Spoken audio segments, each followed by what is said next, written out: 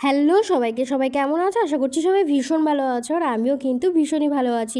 আর আমার চ্যানেলের নতুন একটা রেসিপির সঙ্গে তোমাদেরকে জানাই অনেক অনেক অনেক স্বাগত। তো আশা করছি তোমাদের রেসিপিটা ভালো লাগবে, আর ভালো লাগলে কিন্তু চ্যানেলটাকে সাবস্ক্রাইব করে দেবে আর আমার পাশে থাকবে। তো চলো, আজকে কিন্তু রান্না করছি একটা নতুন রেসিপি। এই রেসিপিটা কিন্তু আমার চ্যানেলে আগে নেই। তো আজকে কিন্তু এই রেসিপিটা রান্না করব। আর কী রান্না করব তোমাদের সাথে শেয়ার করছি। আজকে কিন্তু রান্না করব মোরলা মাছ। মোরলা মাছ কার কার খেতে ভালো লাগে? আমার কিন্তু ভীষণই ভালো লাগে। আর ছোটো ছোটো মাছ দিয়ে অনেক কিন্তু রেসিপি করা যায়, কিন্তু আজকে কিন্তু আমি এটা করব মোরলা মাছের ঝাল। হ্যাঁ, মোরলা মাছের ঝাল করার জন্য আগে কিন্তু মোরলা মাছগুলো ভালো করে কেটে নিয়েছি। মোরলা মাছগুলো ভালো করে কেটে নেওয়ার পরে আমি কিন্তু নুন হলুদ মাখিয়ে নিয়েছি। নুন হলুদ মাখিয়ে দিয়ে আমি কিন্তু কড়াইতে তেল গরম করতে বসিয়ে দিয়েছি। তেলটা গরম হয়ে গেলেই কিন্তু আমি মাছগুলো আস্তে আস্তে ছেড়ে দেবো। দেখো কত সুন্দর লাগছে, তাই না? ছোটো ছোটো মাছ খেতে কিন্তু আমাদের অনেকেরই ভালো লাগে। অনেকে কিন্তু বড় বড় মাছ, তৈলাক্ত মাছ খেতে পছন্দ করে না, কিন্তু ছোটো ছোটো মাছ কিন্তু ভালো লাগে। আর সবসময় কিন্তু বড় মাছও খাওয়া খুব একটা ভালো নয়।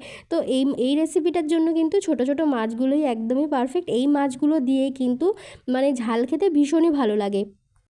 এইদিকে তো মাছগুলো ভাজতে বসিয়ে দিয়েছি, আর তারপরে দেখো আমি কিন্তু এখানে বেটে নিচ্ছি শিলে কাঁচা লঙ্কা আর আদা। হ্যাঁ, কী কী মশলা লাগবে সেগুলো তো তোমাদেরকে দেখাতে হবে, সেই জন্য কিন্তু আমি এখানে কাঁচা লঙ্কা আর আদাগুলো কিন্তু এখানে বেটে নিচ্ছি।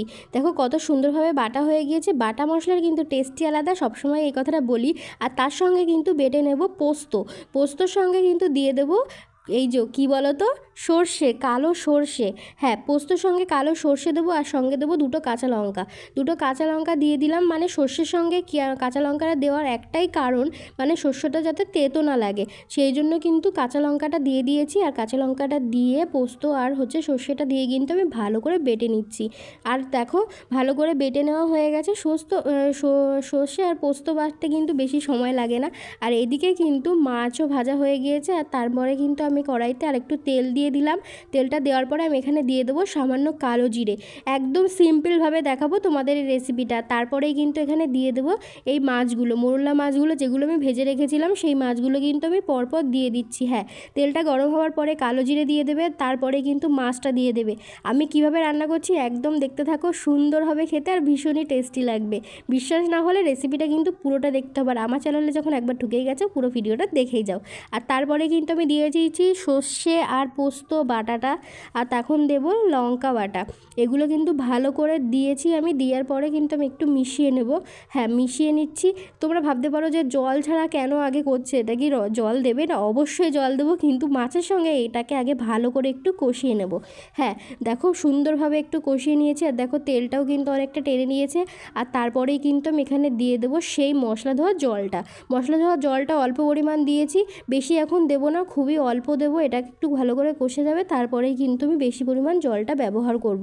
তো দেখো এটা জলটা দেওয়ার পরে কিন্তু আমি আরেকটু ভালো করে নাড়িয়ে চাড়িয়ে নিয়েছি। আর এই রেসিপিটা তোমাদের কেমন লাগলো আমাকে অবশ্যই জানাবে। আর তোমাদের মাছের ঝাল খেতে কেমন লাগে সেটাও কিন্তু আমাকে অবশ্যই জানাবে। আর কথা বলতে বলতে দেখো নুনটাও কিন্তু দিয়ে দিয়েছি।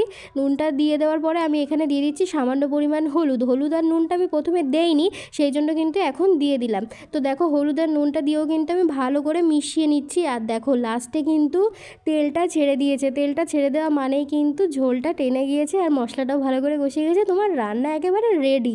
আর দেখো পরে কিন্তু আমি জল আর দেইনি, আমার মনে হচ্ছিলো এই জলটাই ঠিক আছে, তো এই জন্য পরে আর জল ব্যবহার করিনি।